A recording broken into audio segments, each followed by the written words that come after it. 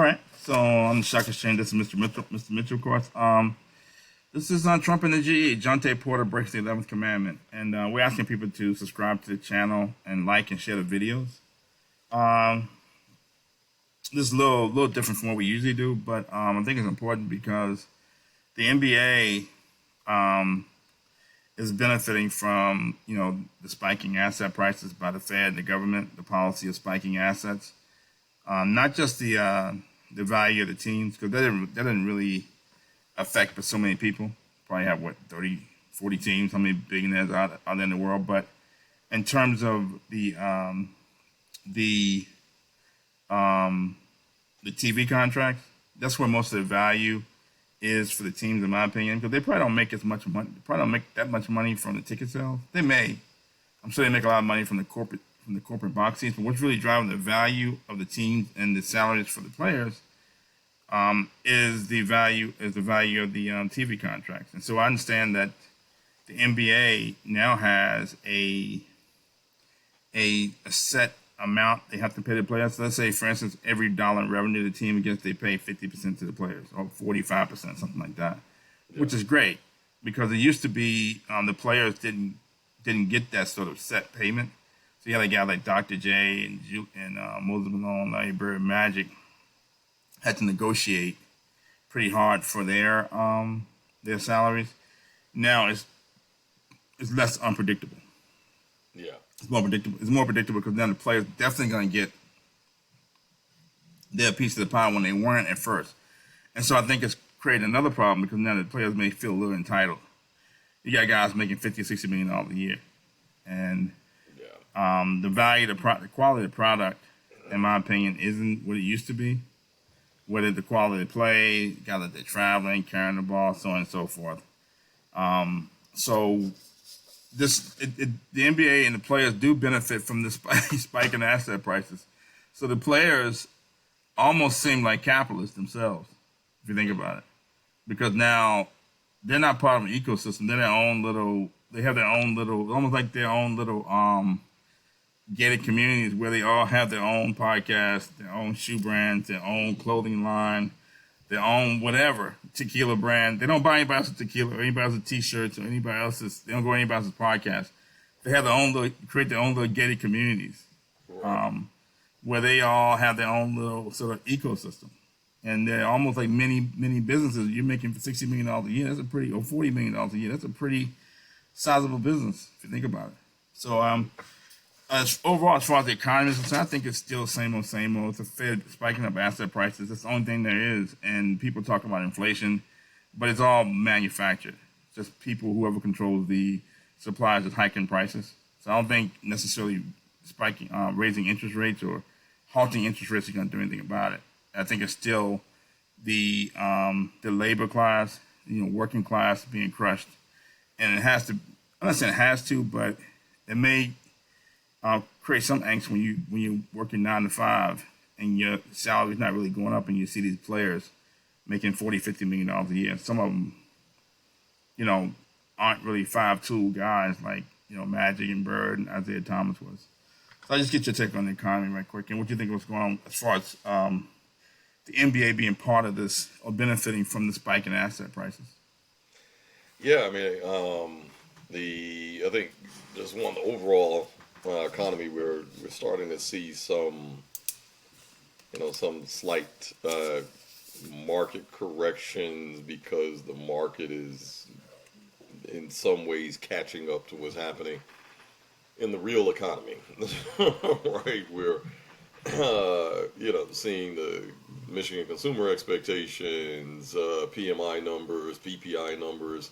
CPI data came in hotter than expected. Markets certainly was reacting to that. And at the end of the day, one of the things that I think one of the lesser talked about pieces, especially when it comes to employment data, is that we see a ton of job openings, right? So every month we look at jokes and look at essentially a lot of the tech sector, how many jobs were lost and cut, and how many are available. And one of the things that we're really hearing on the ground from a lot of recruiters, though, excuse me, and of different calibers, meaning, you have those highly specialized headhunters all the way down to um, kind of your low man on the totem pole recruiters, where, although you're showing like the economy is reflecting literally tens of thousands of job openings across industries, but yet there is a massive slowdown in hiring. And kind of the dirty little secret that we're hearing from recruiters is that they're not hiring. That the focus of a lot of agencies and even those that are direct, like work directly for, a particular company, and responsible for bringing in, a pool of candidates, is for them to primarily focus on their numbers. So not focus on, and mind you, for those that don't know, recruiters primarily get paid by, and certainly bonus by the hires. So not the amount of folks that, show up, that you kind of submit resumes. You have to get these folks through whatever, whether it's one, two, three interviews before they're finally hired. When these folks are finally hired, that's what goes to your tally, right? That's what goes to your bonus. And what recruiters we're hearing across the board, different sectors, saying that largely the same thing, that the focus is not the hires. The focus is just get numbers. And they're seeing folks make it all the way to one, two, and three interviews, get to a final decision, and folks just plainly aren't being hired. And we're talking about folks that are well overqualified for the job. One of the things that we're hearing as well is that the folks that are being hired are typically being hired for well under what the job role is paying. So if you're willing to take a 20, 30K cut to even what's being presented for the job posting, that's who's being hired. So it's certainly showing that what's reflected in the Fed numbers and in the kind of official unemployment rate is not aligning to what's happening in reality within these companies. Recruiters are speaking out kind of en masse, and I think we are largely seeing some signs of that, where the market itself, like the indexes, etc., and largely investors and hedge funds, are aligning with what's happening on the ground. That the economy is not, no matter how much Biden and the rest of the administration tries to report that this is a soft landing and we're doing well given the last couple of years. We're not. We just aren't. Which kind of rolls into I think even the impact of what really stood out for me with Adam Silver, which in a lot of ways you almost look at him as having the same job as the president and Jerome Powell really combined in one. His job is to maintain, in a lot of ways, investor confidence, right? Except we don't call them investors, we call them fans, right? His job is to maintain fan confidence. So, so Jontay business, it obviously is a significant blow. Jontay Porter is almost, in a lot of ways, the Bitcoin to to the USD, and because he is this outlier, this wild card, who's allegedly betting either on himself or against himself. But either way, he's taking kind of his destiny in his own hands, right? But that is a disruption to the status quo, because obviously if people can no longer have confidence in the fact that players are coming there to play a game and to push the limits and play at the competitive nature that we understand professional sports to be. You're supposed to be the best of the best. And you're supposed to come out every night and perform like the best of the best. And this is why, arguably we see a spike, right? And despite which, we talked about at length, almost ad nauseum on this show, that there are certain vices, right? When we hit a recession, beauty tends to be recession proof. Entertainment tends to be recession proof. And then, the vices such as candy, such as alcohol, such as even a spike in, strip club attendance and sex worker attendance. Why? Because these are the ways in which folks deal with the realities of financial instability, economic hardship. Right? It becomes the mental getaway. And sports is a huge part of that, and more specifically, sports betting. Right?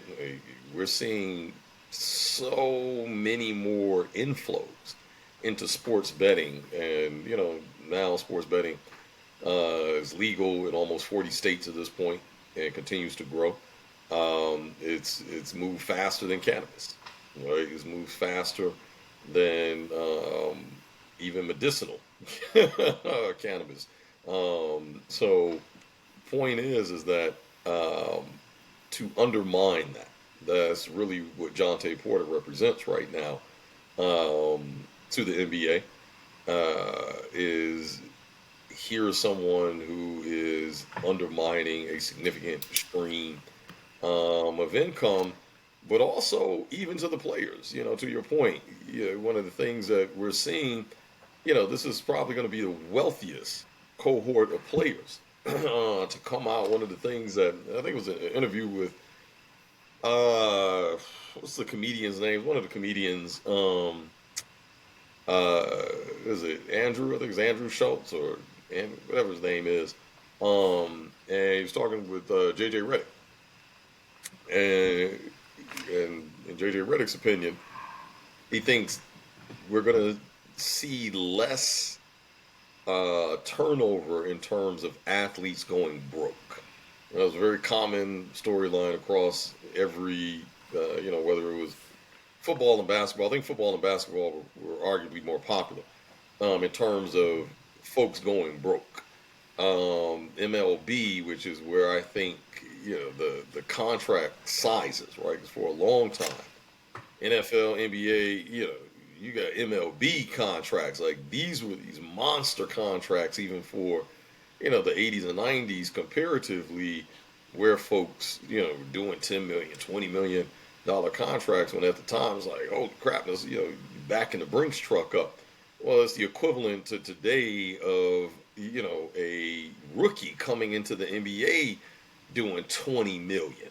You're unproven in the NBA and you're doing 20 million, 30 million. So by the time you get to your third or fourth contract, you're in at 50, 60 million dollars a year for a contract like that. That is not to say it's impossible to go broke, but it certainly makes a difference when you compare that to guys who were coming in their first year and they're doing 1.2, 1.8, and they don't even get to 5 million until like the third or fourth contract.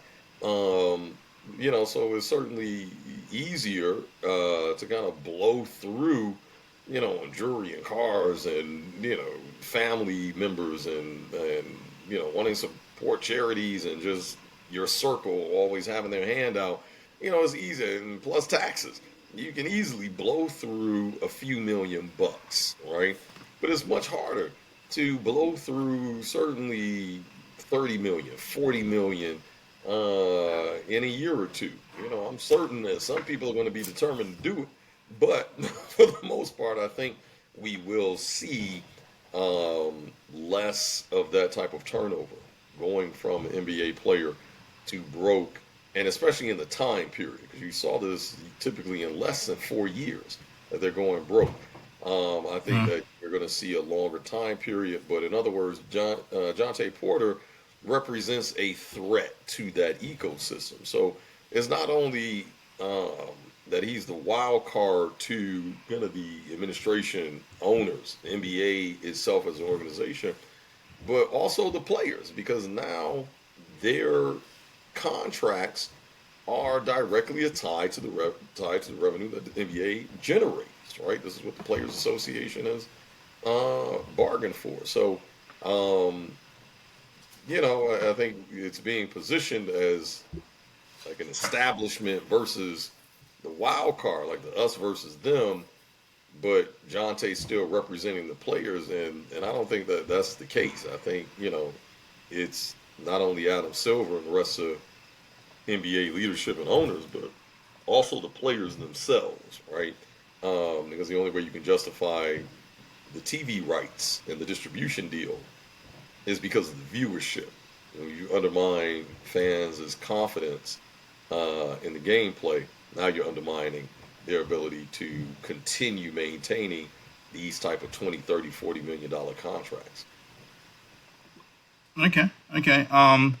It's funny you bring that up because I don't want to jump ahead, but I'll just say quickly that Jontay Porter is not one of the guys making $60 million. He's making like $450,000 a year, and his brother Michael Porter Jr. is a phenomenal player, is making like $33 million a year. So maybe Jontay was trying to make up the difference. But I'm just gonna walk through what he did right quick. And like, technically, which to me when I first saw it was mind blowing. So it basically says that he's under investigation following multiple instances of betting irregularities.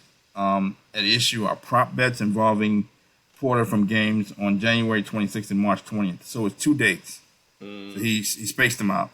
So in game one, in the game on January 26th against the Clippers, there was increased betting interest on the under for Porter props, which for the night was set at 5.5 points, 4.5 rebounds, and 1.5 assists.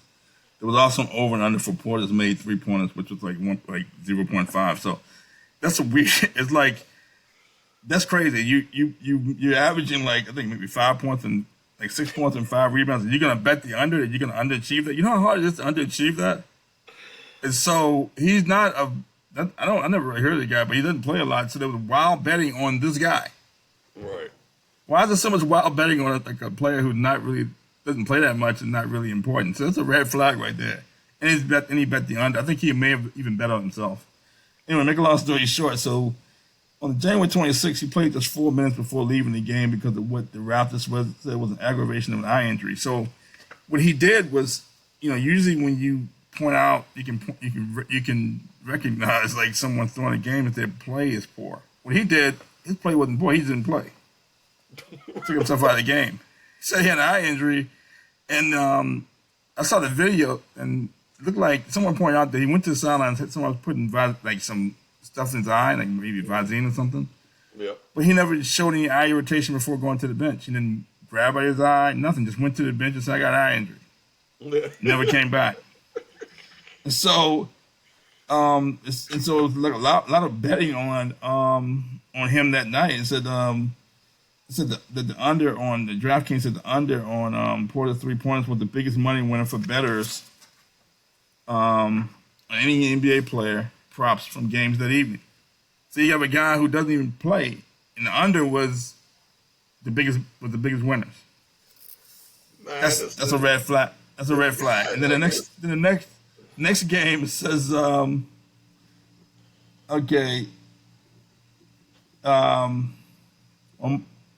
March 20th against the Sacramento Kings, he played just 3 minutes before exiting because of what the Raptors said was an illness and did not return. He did not score after attempting 1 shot and had 2 rebounds.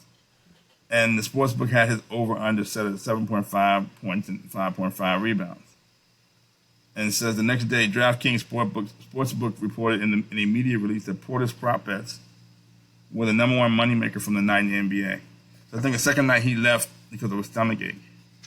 So he didn't even he could not have missed a bet on him because he didn't play. It seems really obvious, and that's what he did. And so I understand betting on games and betting on like the outcome, like maybe somebody beating the spread. I didn't know you could bet on somebody's. And individual performance, and that's crazy because again, the biggest bet was on some utility player who doesn't he doesn't play a lot of minutes, doesn't score a lot of points, doesn't rebound a lot, and you're betting the under. You know how hard it is to underperform, and that's one of the biggest payouts. So people in Vegas aren't going to take the loss. They're going to be the first. NBA didn't point out DraftKings pointed out, and probably the bettors in Vegas pointed it out.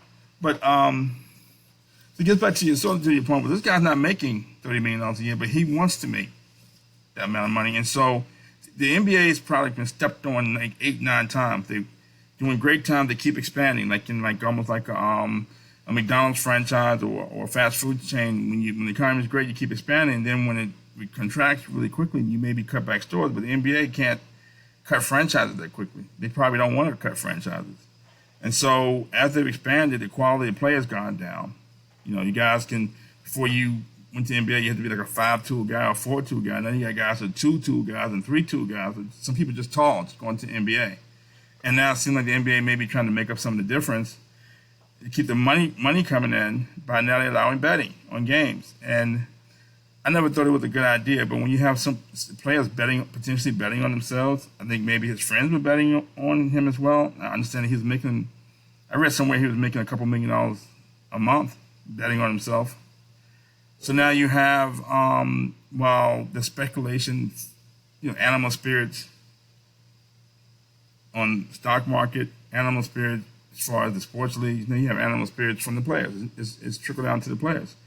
I don't know who didn't see this outcome coming. And now you have the quality of product is down, quality of players down, the product is down. Now you have people questioning the integrity of the game.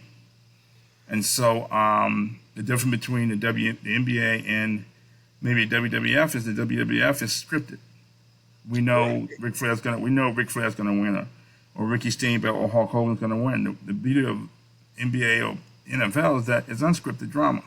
That's why you have to wait to the end of the game before you change the channel or before you leave the stadium, because anything could happen.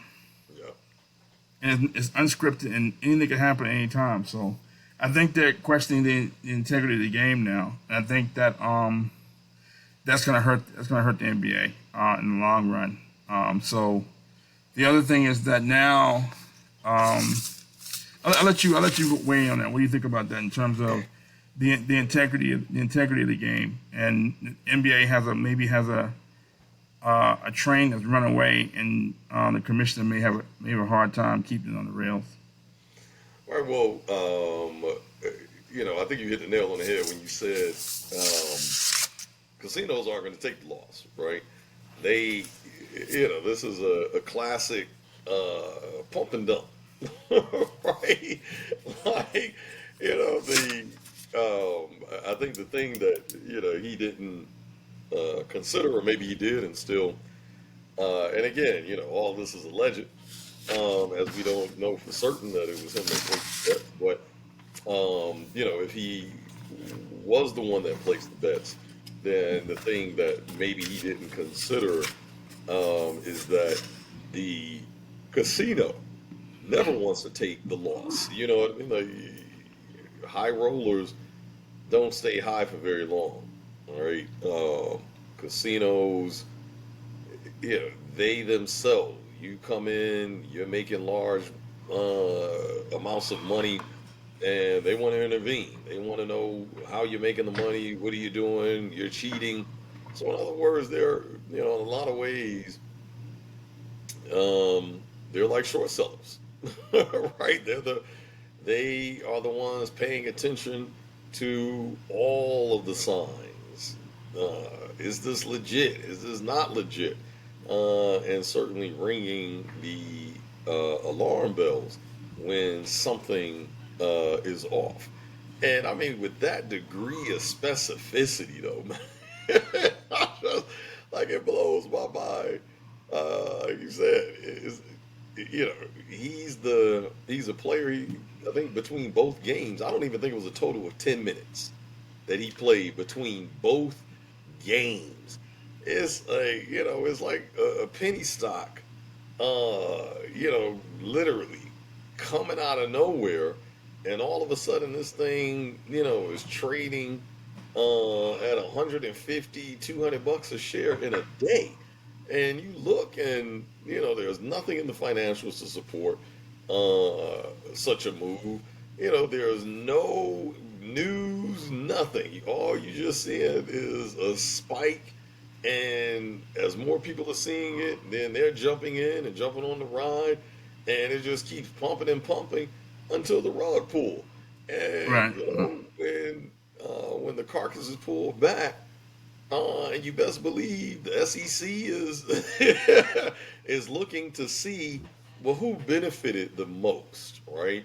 Right. Right. Right. And usually it's the earliest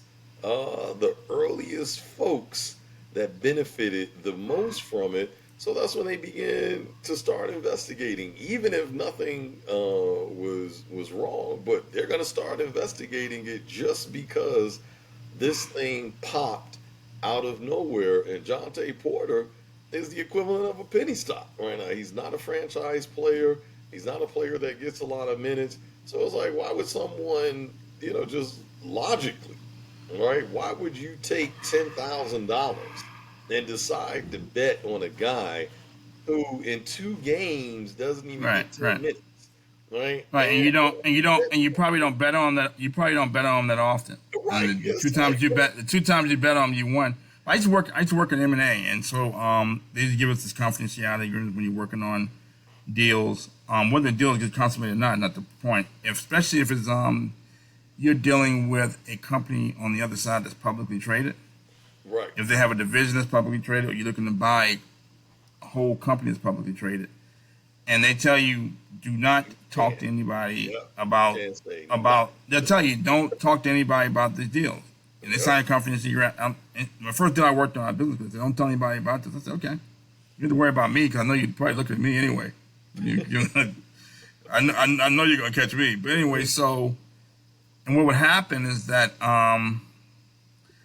let's say we bought a division of a publicly traded company, or we even bought a publicly traded company. We're looking at it, and the stock price went up. Mm-hmm. People from we're talking about we made a bid or whatever.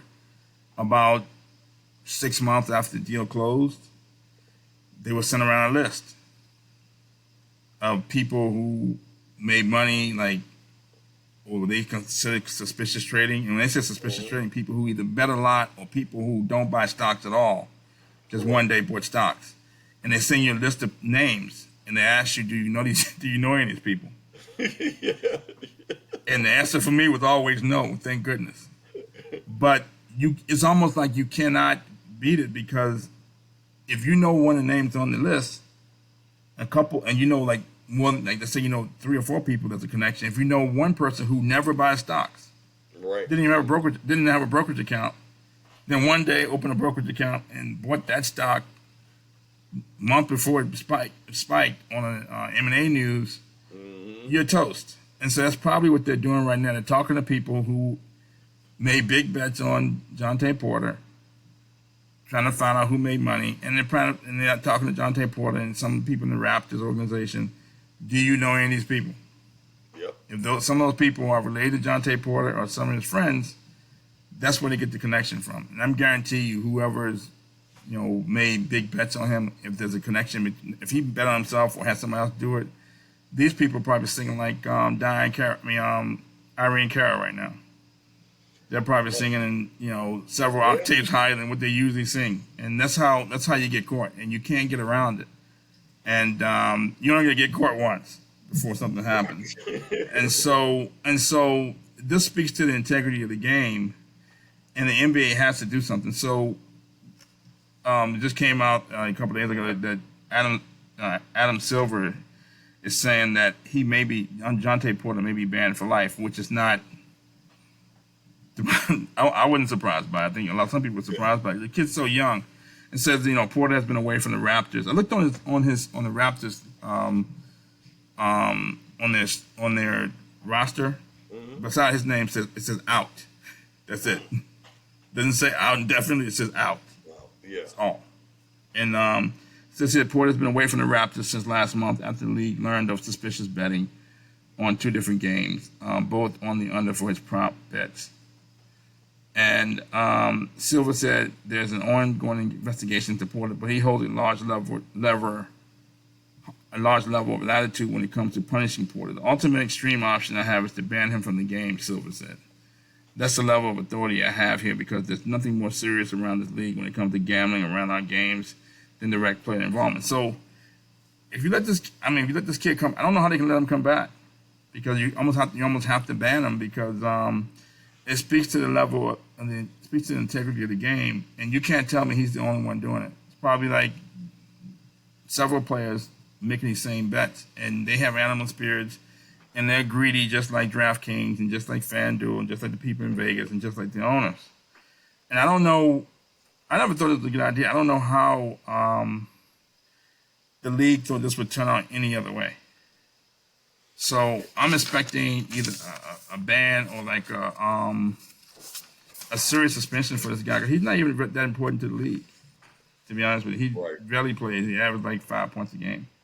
So that's sort of where I am on that. I mean, I think the league has a problem because of the quality of play. I imagine viewership is down. I don't even watch the games anymore. Some of these games are 135 points, 140, 150 points. No, they don't play any defense. So It's not even basketball. It's not the game that James Naismith invented, and it's been stepped on 9, 10 times. And so this is a problem that Adam Silver has to weigh in on. So I'm gonna take another direction right quick, but a lot of the players and the coaches are complaining about the fact that even they're being threatened by fans.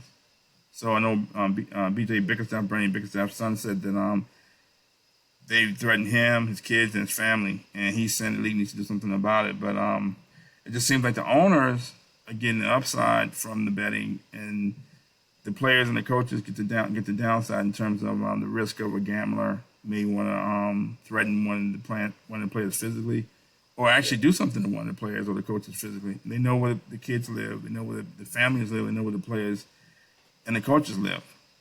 They may not know where the owners live and what the owners look like. But I think that the coaches and the players and maybe their potential families bear the downside of this gambling when gamblers lose. Right. Mm-hmm. And so if something happens to one, God forbid, I mean, I'm not saying that it should, but if something would happen to one of the players or the coaches, I think it could be another problem for the NBA. I want to get your thoughts on that. Yeah, I mean, it's, when you're, even before sports betting was popular or really became a legally accessible route outside of Vegas, right? Because most sports betting, even 30 years ago, was largely relegated, off book. Folks had bookies and kind of their local bookie, and maybe you were able to get some action in Vegas. But even then, the NBA had that issue, right? That safety issue, because it is a safety issue. If you remember when Jordan, the infamous sick game, right? When Jordan played Utah, he ended up getting food poisoning. Come to find out that he got the food poisoning because they did something to the food in the pizza that he ordered, because they knew that the Bulls were there and they wanted their team to win. They wanted Utah to win. They wanted Stockton and Malone to bring home a championship, and this was their way of contributing less harm the other team, right? So, in other words, there's always been an element. I feel like, at least I don't recall seeing that type of response in an NFL or NHL. I feel like players fighting fans and vice versa, where fans are trying to attack players as they're getting back into the locker room. So there's always been that element.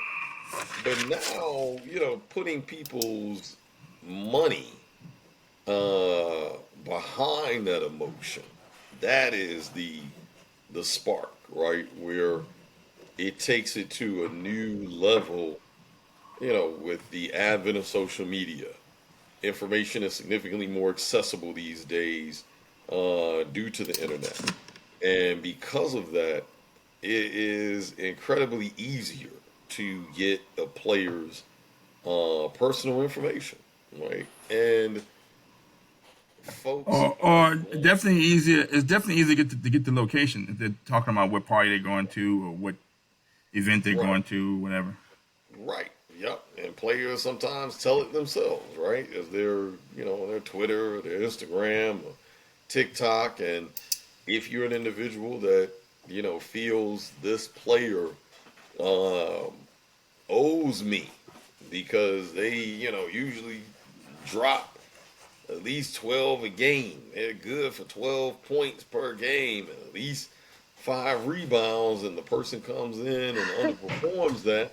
Well, they feel owed, and it doesn't make sense logically. But it doesn't need to make sense logically as long as it makes sense in the gambler's mind, right? And when you get that combination of emotion, cash, and access, meaning some of these folks have access to weapons, tools, to be able to actually cause harm to an individual, and then that's where it gets extremely dangerous.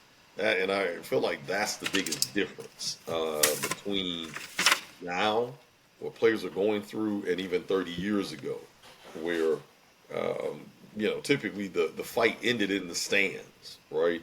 You didn't see people, stalking the players' bus, and you know what I mean. Like it just you had your 30 seconds, if that, of throwing whatever at a player. A player maybe threw a couple punches, and and that was it. Police Right. got to intervene, and but with so much access that we have today as a society, yeah, it's significantly more dangerous for players in that regard, I think. Right. Right. And they're saying that they're actually, BJ Bickerstaff said that fans were actually telling him where his kids went to school, where they lived, Mm, so on and so forth. Um, yeah, that's the other crazy. thing is that right. So, and this other thing is that it also makes it bad when the fan is actually right. And so, I'm sure the Jontay Porter situation is not going to help the matter because now you almost giving credence to the fact that some of these players are maybe throwing games or fixing games Right. or purposely manipulating their prop bets or what have you. Yep. So it's not a some figment of somebody's imagination anymore. It's a reality. It appears to be a reality. The other thing is that I'm looking at more of the Trump angle too, because Trump has had an issue with these players, these professional players, particularly Kaepernick and those NFL players who were kneeling during the game, kneeling doing the national anthem. Steph Curry, LeBron James have trolled him when Obama was in office. They were trolling Trump. Right. I think there was one commercial. I think it was like LeBron and some other player, and like one of the I think one of the sports commentators had did like almost like a commercial or something when they were talking about Trump and trolling Trump, what have you. And he just thinks these players are out of pocket. And so he did a speech down in Alabama. There was some guy running for office down in Alabama, and he was down there, and he said his speech was like, wouldn't it be great if one of these owners stood up to the players and said, get him out of here. You don't want to stand for the flag, get him out of here. He said the inmates are running the asylum. Next thing you know, Jerry Jones, the Dallas Cowboys, came down on the players and said, you're going to stand for the, you're going to, Yeah. I think they all held hands and did something, but I don't think they kneeled. I think they all Right. stood for the flag because the owners came down on the players after Trump called them out. Right. And next thing you know, the players weren't kneeling anymore, or they were being punished for kneeling. And so, almost like Adam Silver had to, I think he had to step in because Trump got a whiff for this, where he played the gambling and messing up the integrity of the game. It seemed like the inmates are running the asylum. I think he would have said something about it. I think he would have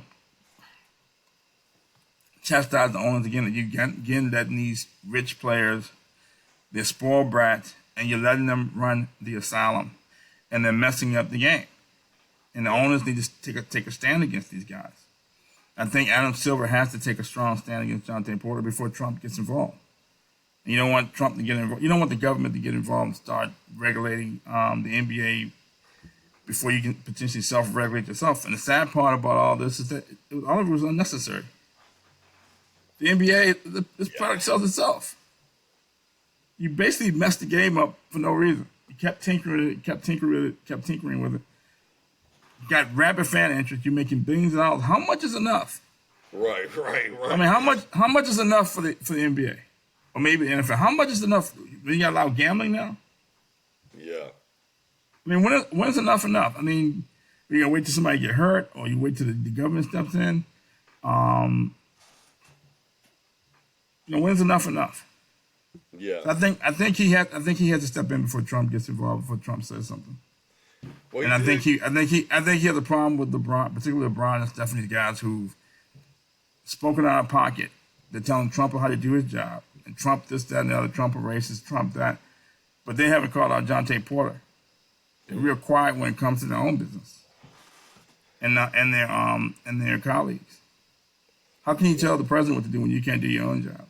Now there should be no question about the integrity of the league. Well, I think so. It's happening on LeBron and Steph's watch. Yeah, one of the things that Adam Silver did say is that there's no date for the end of the investigation. So he's definitely moving.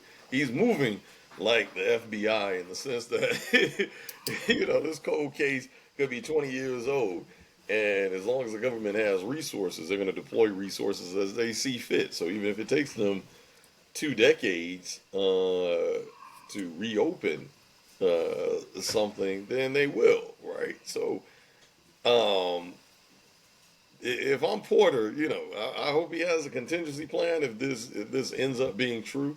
Because all signs are certainly pointing, because of the specificity, it's just incredibly odd, right? Like you mean the only contingency that plan I can think of is know from his doctor saying your stomach was really hurting that night. Something. I mean, something. It still gets the question of how do these folks know, right? It's the equivalent of trading on inside information, just like any material inside information, just like the example you gave, right? Where you see folks that materially benefited from non-public information, such as a merger or an acquisition, and they end up jumping a couple days ahead of that information and getting the lion's share of any upside benefit. So it's the same thing. It's like, okay, well, let's say Porter didn't place those bets, right? And they're obviously going to rule out, well, you had proxies place the bets, right? You had mom and dad place the bets. You had your cousin place the bets. You had your friends place the bets. And if the response is, well, no, I didn't, which could be legitimate. And maybe one of the cousins, friends, the parents, I don't know, has some instinctual information, for lack of a better term. And just had a gut feeling that this was going to be his performance, so they decided to put up some cash against the performance. And like you said, it even goes a layer deeper than that, because it's not just enough to kind of investigate the transaction itself, but also what was the research that went into it to support your intuition, right? Just like any analyst, right? It's like, okay, well, show me the paper trail, right? That led right. Your working papers, right? Your working papers. Exactly. How did you come to the conclusion that you should recommend this company as a buy? All right. Where was the research? Oh, I just got a tip. I just got I got a phone call. And the gravelly voice on the other end just gave me a tip, right? Well, I can hear someone jump when he asked for the working papers. I can hear some of Jontay Porter's friends going, "Oh man, you got it. Right. You got it. I don't have no working papers. You got it." Right. So I hope that for his own sake, that's not the case. But it also, to me, begets a bigger question. Like we all know, even like if Jordan had the ability to bet on himself, he absolutely would. Unequivocally, Jordan would have. Jordan probably would have gone bust betting on himself because this man seems to have a gambling addiction. Um, that few folks call an addiction, but this dude bets on everything. But it Right, begins the right. question of should players, right, have the ability to bet on themselves? And maybe it's just a matter of disclosures. Hey, you know what? We're gonna make it a free for all. Because at that point now the level of competition still evens out. If Steph Curry is bet on himself that he's gonna drop 25 tomorrow night, against Washington, why not, right? Okay, you bet on yourself. And it certainly opens up the door for fans to be able to bet alongside the players if they're aware of the bets, right? But the But problem is that the problem you run into is that if I'm Disney, if I'm ESPN or Facebook or Amazon Prime, um, uh, any cable station or Twitter, mhm. Instagram, Apple TV Plus. If I'm a streaming service and I'm paying for TV rights, I'm paying for unscripted drama. I I'm mean, not you paying all, for I'm not paying for yeah. scripted drama. If I want scripted drama, I'll just Well, buy see, the rights for the there's, WWF. well, there it Because is, right? when you have when you have players betting on games, then it's not scripted anymore. It's not unscripted But, anymore. but also it is though, because so one of the things that always been my criticism. I ran track growing up, and still a huge track fan. And one of the things that you quickly realize is that, and I'll preface it a little bit, or I should say temper it a little bit. I'm not going to say everyone, but um, you know, PED use is extremely common amongst Olympic athletes. All right. Every decade there's a scandal. From the '80s and early '90s with the whole Carl Lewis, Ben Johnson uh, era, and even to the kind of mid to latter '90s of the Maurice Green, Alto Bowden, Tyson Gay era, all the way to the 2000s when you got, um, oh my God, why did I just blank on Marion Jones coming forward, and opening up that she is used performance enhancement. And it's like, you don't play at that level. Like the reality is, like what a lot of performance enhancing drugs do, is it actually helps you recover better. And it's not that this drug is the thing that's driving you across the finish line, because it's not. What it does is you understand as an athlete, especially professional athletes, your performance is measured in such infinitesimal percentage points to improvements. And the most basic way to get to improvement is that, okay, I know that I have to train for 10 hours a day, right? But that 10 hours a day may cause me so 10 hours a day, but only 3 days a week. Because after 10-hour workout on Monday, I need at least 6 hours on Tuesday for my body to fully recover. I'll still do some light workouts, etc., to recover, but then I get back to the hard 10-hour the following Wednesday after that, right? So what this performance enhancement does is it helps you recover. So for the athlete, that if I know, okay, in a week's time, I can get three core workouts, like three hard workouts, and those are the workouts that breaks down the proteins, grows more muscle, gives me more endurance, essentially creates the better athlete. And I know in a year's time I get X amount of workouts in, I can kind of measure with some degree of accuracy where should I be based on a certain training regimen, nutrition schedule, by the end of this 12 months, right?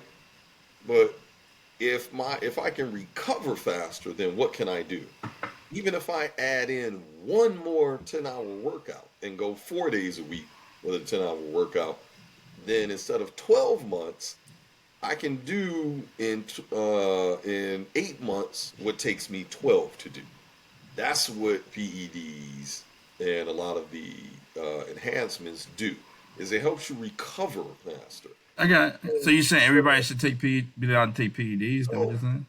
because if you are like, it's such a almost open secret to those on the inside, right? To the participants, Uh huh. the players I got you. themselves. But it's just, like we still kind of watch under this facade. And it's like, yeah, let people take it. Let's see how you perform on the PEDs. Let's see how you perform betting on yourself. Because if you're betting, like, if Clay Thompson is betting, oh, I'm going to drop 15. But then Steph is betting, I'm going to drop 26. And Harden is betting, I'm going to get 10 blocks. Right? In other words, now there's internal competition for that ball. There's internal, you know what I mean? Like, Yeah, so but there's also this don't guy know who. who's going to end up being successful. Then you also have Jontay Porter who's going to bet that you also have Jontay Porter who's going to bet that he's not going to score 5 points. Right, So but you get my point though, that in other words, you as the viewer, like, it's still unscripted in the sense that if it's now open, like, let's just pull back the facade, let it be known that players bet on themselves, open it up, let people even potentially bet alongside the players that, yeah, I think Steph is going to drop 36, and I'm willing to bet $1,000. I'm willing to bet $2,000 that he's going to drop 36. So as I make is, and in a lot of ways, it would actually, I think, increase viewership. Um, it allows you to participate almost in a direct way with the performance, in a more direct way with the performance of the player, right? So if the player wins, you win. You know what I mean? You have a vested interest in that player's winning. And other than for glory and for points, that player has something on the line. In other words, right? Like, that player is truly.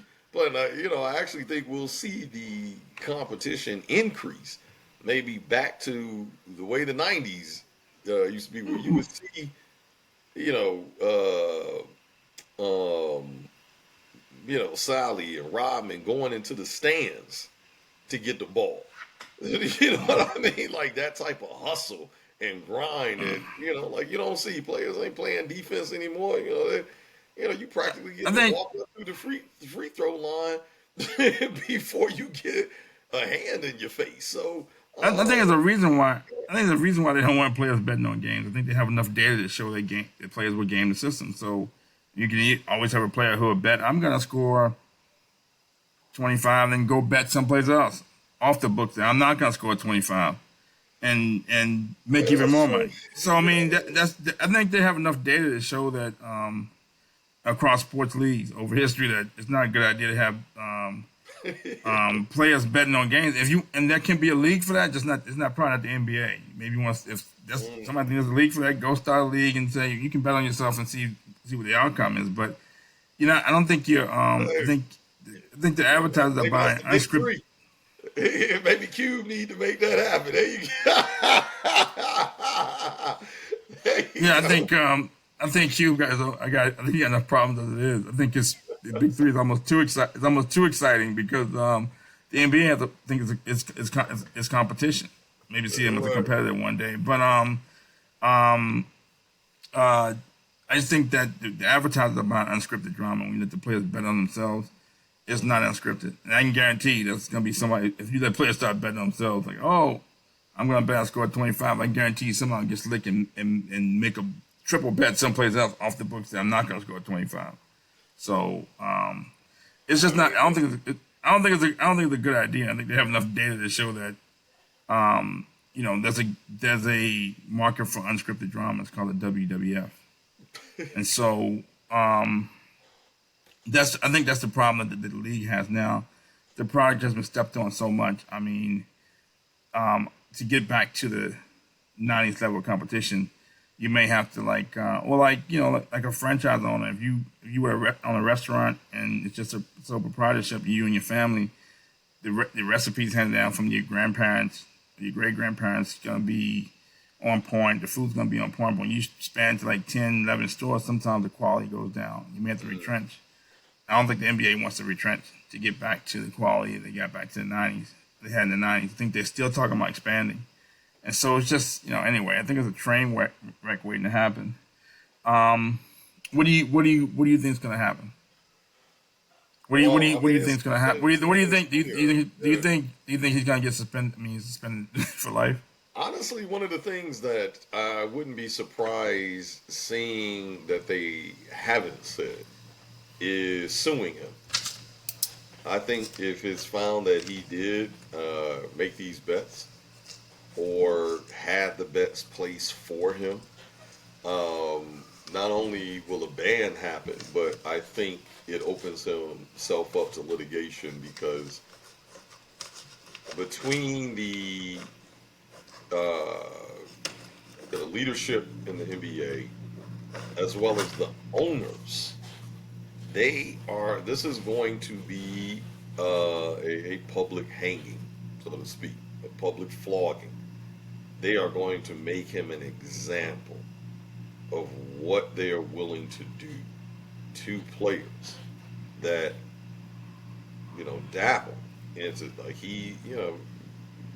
that's essentially what Michael Vick represented, right? He wasn't even at home, wasn't even in the house, I don't even think he lived in the house, if I remember correctly. It was really a house that he got, for his guys and his family. And, they're running the dog fights and whatnot out of the house. And, maybe he's in the house 2 or 3 times a year. And they sent him to prison because they wanted to send a message, right? And I think, I don't think that there's anything criminal in there. They're going to try to pin him against the wall civilly. I think they're absolutely, I don't think that it's going to be enough to be banned, right? Because, that's literally the equivalent of getting fired. It's like, okay, man, especially if you were already on a league minimum contract, right? You're still making more than literally 98% of the population if you're making even $450 or close to $500,000 a year, right? And you certainly are in a position to maybe get some brand deals, some endorsement deals, right? Even being kind of the bad boy of the NBA and essentially turning that into some lucre. There's no real downside from being fired. It's like, okay, yeah, I got fired. My life moves on. I'm taking my money and keeping it pushing, right? Right. I think he definitely gets enough for them, though. You know what I mean? Like because of that, like I think owners, they're gonna want to make an example, and I think you are seeing like even DraftKings may join in because they could have a claim you've you've gamed the system, right? And you've caused us a material loss as digital bookkeeper. Right. I got you. Yeah, I think but they can't. Go ahead. No, I think you get the point that Right. I think they are, and I think that's the piece that they are not saying as yet. They're waiting to see what the outcome is of the investigation. Right, but you can't. The problem is you can't get blood from a turnip. They can sue him all they want, but if he doesn't have the money they can definitely make the people who were involved in the scheme disgorge their profits. Right. They can make them disgorge their profits, but you can't get blood from a turnip. What you can do is maybe try to get them banned from playing professional basketball in the United States altogether.